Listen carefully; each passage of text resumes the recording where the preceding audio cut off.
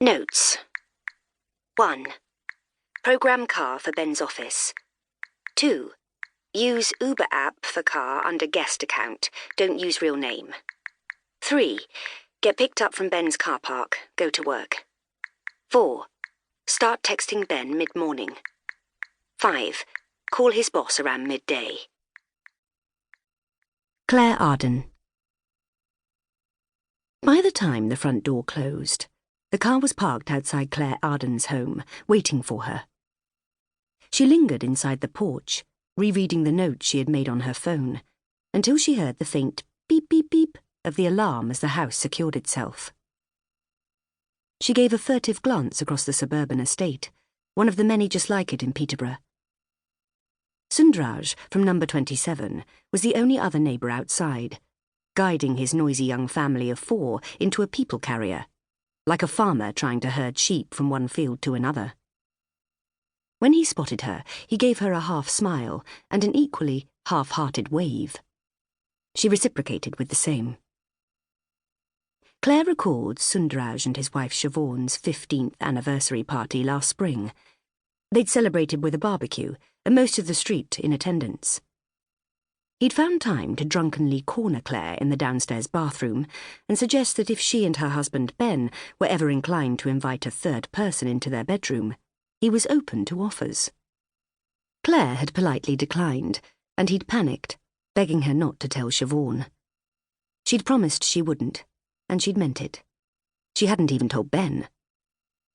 Claire wagered every person in that street had at least one secret they kept hidden from the rest of the world, including her. Especially her. As Sundraj's vehicle eased out of the cul-de-sac, Claire took a handful of deep, calming breaths and stared uneasily at her own car. It had been 3 weeks since Ben had signed the lease, and she was still struggling to acclimatise herself to its many new functions. The biggest contrast between it and their last vehicle was that this one no longer contained a steering wheel, pedals, or a manual override option. It was completely driverless, and it scared her. They had watched the car's arrival in fascination as it delivered itself to their home and parked on the driveway. Sensing both Claire's unease and reluctance, Ben had assured her anyone could operate it, even her, and that it was idiot-proof. As they'd personalised their settings from an app, she'd responded with narrowed eyes and a jab to his arm. He'd protested, claiming he hadn't meant she was the idiot in question. "I don't like not being in control," she'd told him on their maiden voyage to the doctor's surgery. She'd gripped the seat when the car had indicated and overtaken another one of its own accord. "That's because you're a control freak," he'd replied. "You need to learn to start putting your trust in things you're not in charge of. Besides, the insurance is next to nothing, and we need to start saving some money, don't we?" Claire had given a reluctant nod. As a man who thrived on the detail, Ben had spent considerable time and effort researching the right vehicle to suit their changing circumstances. And after a hellish few months, she was glad to see him returning to his old self.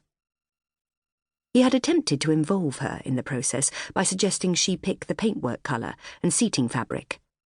But she dismissed him as a misogynist for suggesting that buying a car was man's work and that the aesthetics were all she was capable of understanding. In the last few days, Claire had found herself snapping at him frequently. It was never his fault, and she'd immediately regretted it.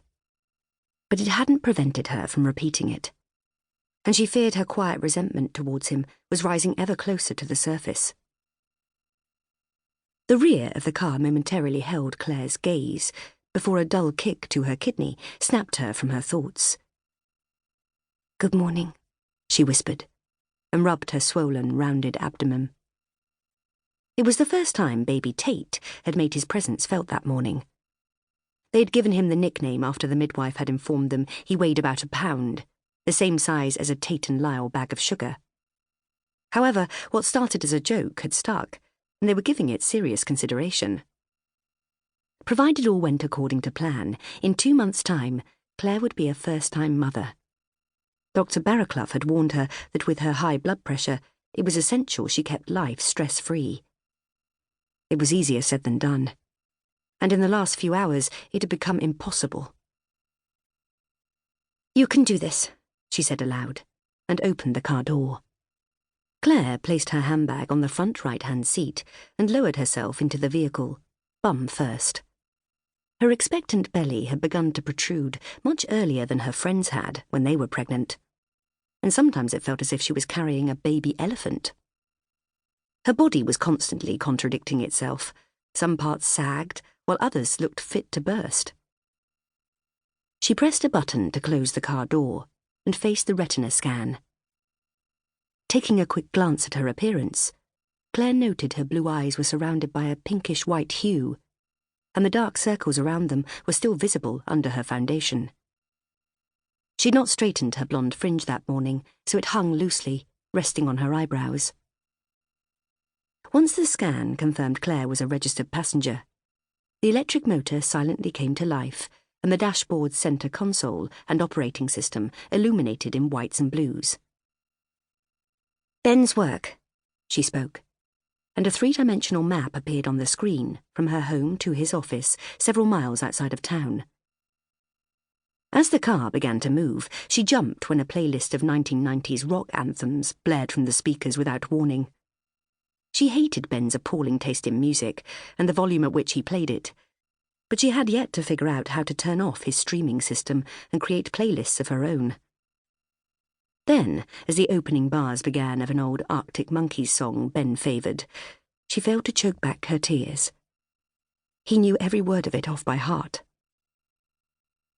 "Why did you do this to us?" she wept. "Why now?" Claire wiped her eyes and cheeks with her palms, turned the music off, and remained in an apprehensive silence as the car continued its journey. She ran through the to-do list again. There was so much she needed to complete by the afternoon for this to work. She kept reminding herself that everything she was doing was for the right reasons. It was all for Tate. And as much as she longed to meet him, a tiny part of her wanted him to remain safe inside her forever, where she could continue to protect him from the cruelty of the world.